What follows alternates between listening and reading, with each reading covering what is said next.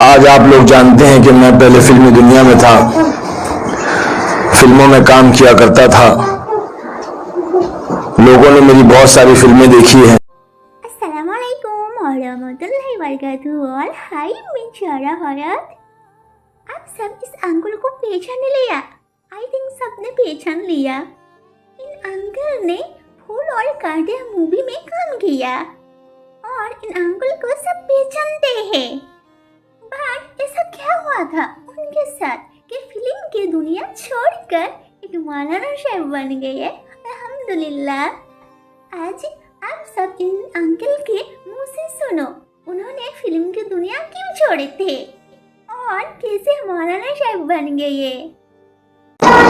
اور بلکہ میری نہیں، سب سے پہلے اللہ نے میری گھر والی کی زندگی کو بدلا۔ اس زمانے میں، یوں کہوں کہ زمانے جاہلیت میں، جب میں اپنی دنیا میں مگن تھا، اپنے کام میں مصروف تھا اور جو ہے دنیا کی فکر میں لگا ہوا تھا، مال و دولت کمانے کے لیے، عزت کمانے کے لیے، شہرت کمانے کے لیے جدوجہد کر رہا تھا، اس دور میں اللہ نے میری گھر والی کو ایسی مجلسوں میں بلایا، اللہ ہی نے بٹھایا اور اللہ ہی نے اسے ہدایت دی۔ میں یہ بات اس لیے کہہ رہا ہوں کہ یہ بات سننے کے بعد ہماری ماں بہنوں کو اس مجلس کی ایسی اجتماع کی قدردانی نصیب ہو اور دلوں کے اندر عظمت آئے کہ سچ میں ایسی مجلسوں میں بیٹھنے سے اللہ پاک ایسے زندگیوں کو تبدیل کرتا ہے۔ میں جب اس دنیا میں تھا، جیسے میں نے بتلایا کہ میں اپنی دنیا میں مگن تھا، تو میری گھر والی کی تشکیل عورتوں نے کی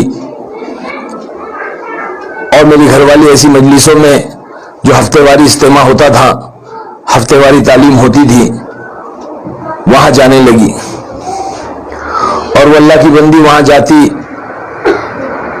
اور اللہ کے دین کی بات سنتی، ایمان اور یقین کی بات سنتی اور اس کے اندر تبدیلی آنے لگی، اس کے اندر بدلاؤ آنے لگا، کیونکہ اس کی بھی زندگی ہماری جیسی تھی۔ بالکل ہمارا پورا گھرانہ جو تھا وہ دین سے بہت دور تھا، دین کی معلومات نہیں تھی، کوئی چیز پتہ نہیں تھی، بس اتنا تھا کہ ہم مسلمان تھے، ہمارا نام مسلمان تھا۔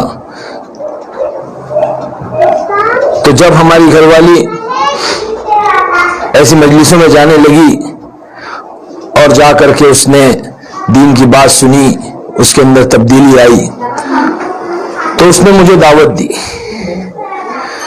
کہتے ہیں کہ جہاں دعوت ہوتی ہے وہاں عداوت ہوتی ہے، جہاں دعوت ہوتی ہے وہاں عداوت ہوتی ہے۔ تو ہم میاں بیوی کے اندر کافی نا اتفاقی پیدا ہو گئی، ہم میاں بیوی کے اندر جو ہے کافی آپس میں جو ہے وہ کہنا سننا ہوا۔ اس نے مجھے دین کی دعوت دی، دین کی طرف بلایا، میں نے انکار کیا، میں نے کہا کہ جو میری زندگی الگ ہے، میری دنیا الگ ہے، میرا کاروبار الگ ہے، میرا کام الگ ہے، یہ سب چیزیں میرے لیے نہیں ہیں۔ لیکن وہ اللہ کی بندی اللہ سے مانگتی، تہجد میں اٹھ کر کے روتی، نمازیں پڑھتی، دعائیں کرتی، برقع پہنتی، اور وہ اس کا الگ ہی طریقہ ہو گیا۔ خیر اسی طرح زندگی چل رہی تھی۔ پھر اس کے بعد میں یوں ہوا کہ ہمارے بڑے بھائی، یوسف خان نام ہے ان کا، وہ بینک میں کام کیا کرتے تھے۔ اللہ پاک نے ان کو قبول کیا، وہ 40 دن اللہ کے راستے میں گئے۔ 40 دن لگا کر آنے کے بعد میں ان کا چہرہ، مہرہ، لباس سب کچھ بدل گیا۔ سنت طریقے کے مطابق انہوں نے زندگی شروع کر دی، داڑھی رکھ لی، کرتا پیجامہ پہننے لگے اور اسی حال میں وہ اپنے کام پہ بھی جایا کرتے تھے۔ انہوں نے بھی مجھے دعوت دینی شروع کی. تو ایک طرف سے بیوی، ایک طرف سے بھائی، تو بڑی زندگی پریشان ہو گئی. یہ کیا معاملہ ہے یار، یہ کیا چکر ہے. خیر لیکن تبلیغ والوں سے بہت زیادہ غصہ آ گیا تھا کہ تبلیغ والے جو ہے ہمارے گھروں کے اندر جھگڑے لڑا دیے. میاں بیوی میں جھگڑے، بھائی بھائی میں جھگڑے. تو تبلیغ والوں سے بڑی غصہ تھا. لیکن اللہ تو اللہ ہے. صحابہ کے دور میں بھی ایسے ہی ہوتا کہ جب صحابی ایمان لاتے اور دین کے اوپر آتے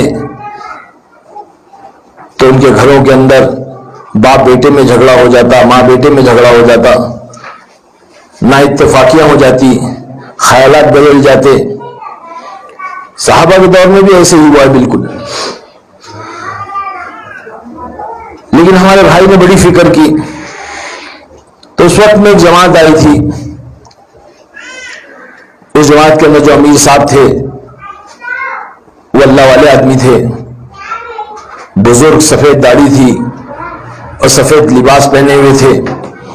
اور کیونکہ سفر میں لباس جو ہے میلا کچیلا ہو جاتا ہے،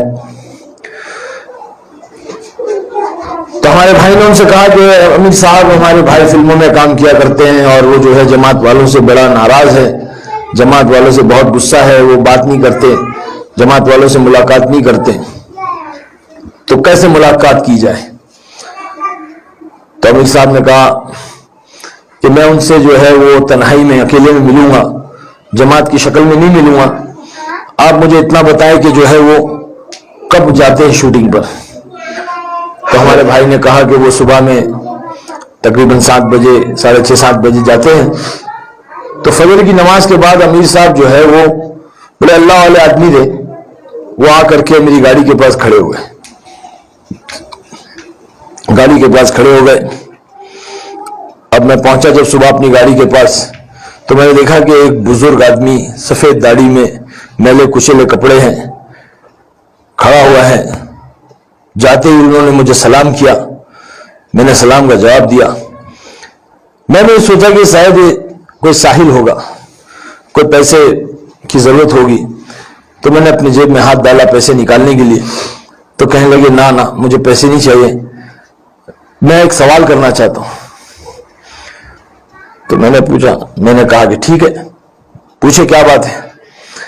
تو کہنے لگے کہ یہ بتاؤ کہ مرنا ہے کہ نہیں مرنا ہے. مجھے بڑا غصہ آیا. میں نے بولا یہ کون بوڑھا جو صبح صبح مرنے کی بات کر رہا ہے. کیونکہ ہماری اس دنیا کے اندر کہیں موت کا تذکرہ نہیں تھا، موت کی بات نہیں، وہاں تو زندگی تھی. اور جہاں موت آدمی بھول جاتا ہے وہیں پر آدمی سرکش ہو جاتا ہے. اسی لیے حضور پاک صلی اللہ علیہ وسلم نے فرمایا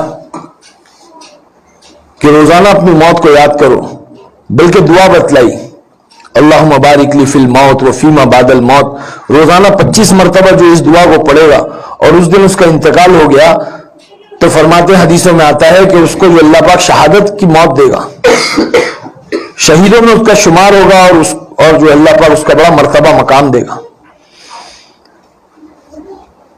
تو وہاں پر تو موت کا تذکرہ ہی نہیں تھا، دنیا ہی دنیا تھی.